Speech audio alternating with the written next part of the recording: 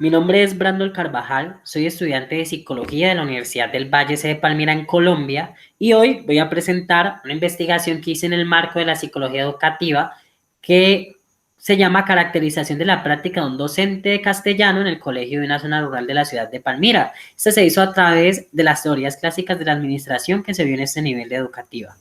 El objetivo general de esa investigación es caracterizar la práctica educativa de un maestro de educación media en una zona rural de Palmira Valle del Cauca. Los objetivos específicos fueron clasificar las estrategias pedagógicas de este maestro a partir de la observación de una clase en el marco de la virtualidad, identificar las formas de interacción entre el maestro y los alumnos, describir las experiencias, conocimientos, aprendizajes y opiniones del educador.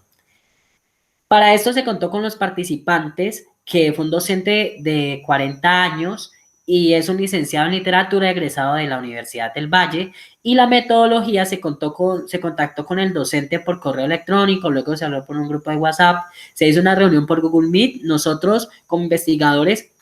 nos reunimos en la clase de ellos en una observación no participativa y observamos su clase y un conversatorio al final. En los aspectos relevantes de los resultados en esta investigación es ver al docente como una autoridad dentro del aula de clase. Ese docente rechaza las estrategias conductistas en las calificaciones, instaura un modelo educativo tradicional, también provee de análisis a los estudiantes, y que el docente le dijera que era propio de este, y también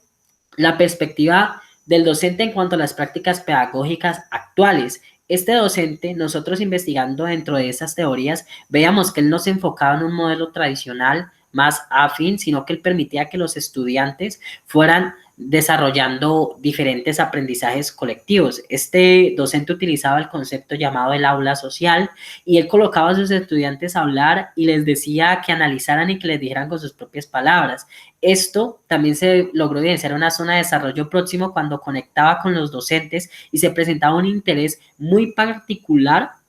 por el docente y el aprendizaje de sus estudiantes. De esta discusión, el docente decía que los valores son los aspectos más importantes en la interacción del docente-estudiante por encima de cualquier estrategia pedagógica. Estas eran asociadas a la participación, a las instituciones y el manejo de los entornos. Las estrategias de enseñanza de este docente van variando de acuerdo al escenario donde se lleva a cabo el acto educativo, ya sea presencial o virtual. Para este estudiante, la opinión del docente pues tiene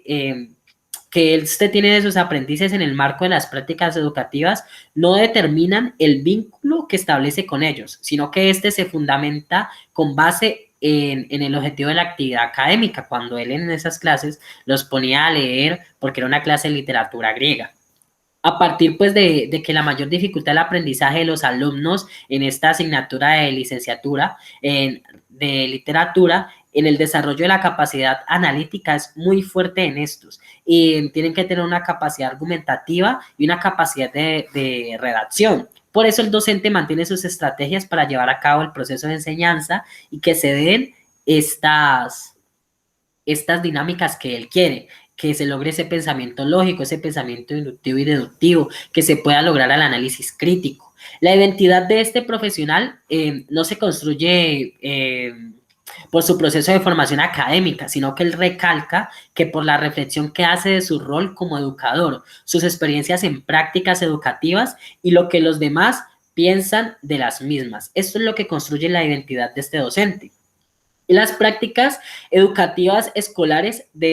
este docente y del colegio como tal, de que era lo que él hablaba, eran que estaban lineadas por reglas gubernamentales, es decir, que la Secretaría de Educación ya le daba las pautas, el docente, la Secretaría le da el qué y el docente tiene que poner el cómo va a lograr estas estrategias educativas y estos conocimientos. Conlleva pues a que las propuestas educativas del docente en muchas ocasiones no se implementen debido a que se salen de los parámetros estipulados por el sistema educativo colombiano. De esto se lleva unas reflexiones de mi parte como investigador, y es que el rol del psicólogo educativo es muy importante en estos casos. ¿En qué? En entender cómo se puede hacer para que las estrategias del docente que van fuera de estos lineamientos y en el momento en que uno caracteriza una clase a partir de esas teorías clásicas de la psicología educativa, de un modelo conductista, de un modelo ya de habla social, de un modelo más pedagógico, de un modelo sociocultural que era en el que se enmarcaba este docente, y también